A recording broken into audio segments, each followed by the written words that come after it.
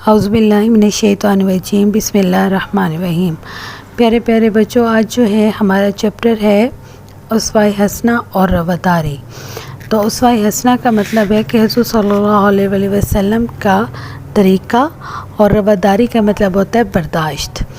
تو آج جو ہے ہم یہ پورا چیپٹر تو ریڈ نہیں کر رہے، لیکن اس کے اہم پوائنٹس میں آپ کو بتا رہی ہوں، جسے ہم خلاصہ بھی کہہ سکتے ہیں کہ تکلیفوں، مصائب اور اذیتوں پر صبر کرنا اور ان کو اچھے طریقے سے برداشت کرنا تحمل اور رواداری کہلاتا ہے۔ سرکار دو عالم صلی اللہ علیہ وسلم سیرت طیبہ کی جو سیرت طیبہ ہے، برداشت اور رواداری کا مکمل اور کامل نمونہ ہے۔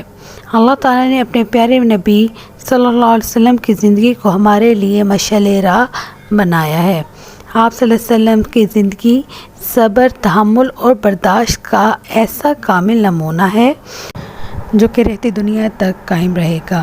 آپ صلی اللہ علیہ وسلم نے جب اہل مکہ کو ایک اللہ پر ایمان لانے کی دعوت دی تو وہ سب آپ صلی اللہ علیہ وسلم کے دشمن بن گئے۔ حضور صلی اللہ علیہ وسلم نے ہر غم اور پریشانی کو نہایت صبر اور حوصلے سے برداشت کیا۔ شیب ابی طالب سفر طائف اور ہجرت مدینہ کے موقع پر حضرت صلی اللہ علیہ وسلم نے استقامت کا مظاہرہ کیا اور ان لوگوں کو بھی معاف کر دیا جو آپ صلی اللہ علیہ وسلم کو بے پناہ تکلیفیں پہنچاتے رہے۔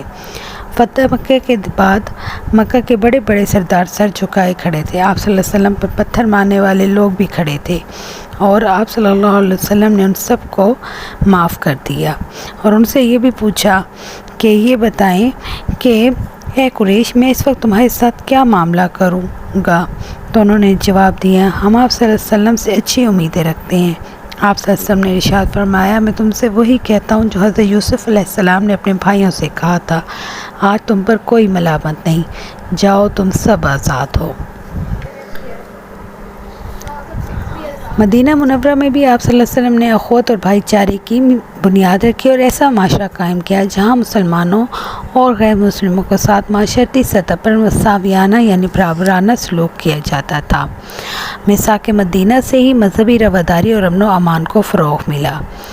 اس کے علاوہ آپ صلی اللہ علیہ وسلم نے غیر مسلم اقلیتوں کے حقوق کی تحفظ کی ضمانت بھی فراہم کی۔ صلح حدیبیہ کے موقع پر آپ صلی اللہ علیہ وسلم نے نہایت نرمی اور لچک کا مظاہرہ کرتے ہوئے ان کی بہت سی شرائط کو تسلیم کر لیا۔ تو یہ ایک پورا جو ہے سمری تھی، خلاصہ تھا، اور اس کے کوشچن آنسرز بھی ہم دیکھتے ہیں۔ اب پیارے بچوں، ہم جو ہے کوشچن آنسرز پڑھیں گے۔ تکالیف، مسائل اور اذیتوں پر صبر کرنا کیا کہلاتا ہے؟ تو جو دوسرے لوگوں کی طرف سے ہمیں تکالیف اور مصیبتیں پہنچتی ہیں، ان پر صبر کرنا اور ان کو خندہ پیشانی یا کشادہ پیشانی سے برداشت کرنا تحمل اور رواداری کہلاتا ہے۔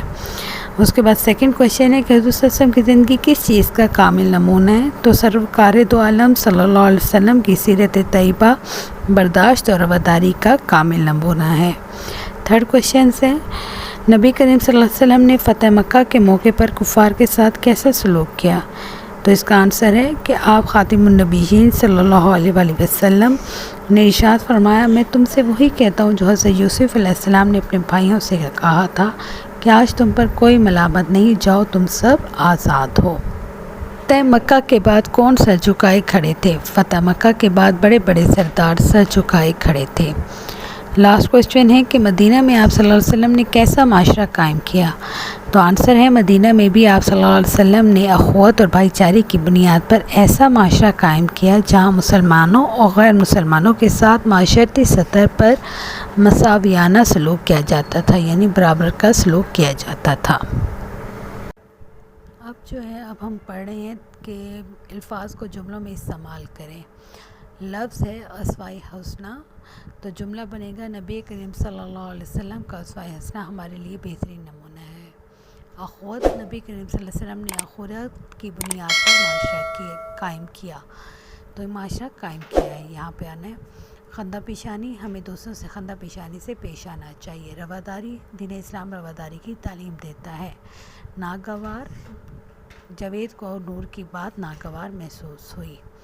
اخوت بھائی چارے کو کہتے ہیں۔ رواداری برداشت، خندہ پیشانی جو ہے اچھے طریقے سے ملنا، کھلے دل سے، اور ناگوار محسوس ہونا، برا محسوس ہونا۔ امید ہے بچوں آپ کو یہ لیسن اچھے سے سمجھ آ گیا ہوگا. اسے پڑھیں اور پلیز اس چینل کو سبسکرائب کریں. یہ ایک محنت کا ہمیں ریوارڈ ہوتا ہے جو آپ کی طرف سے ملتا ہے. Thank you. جزاک اللہ.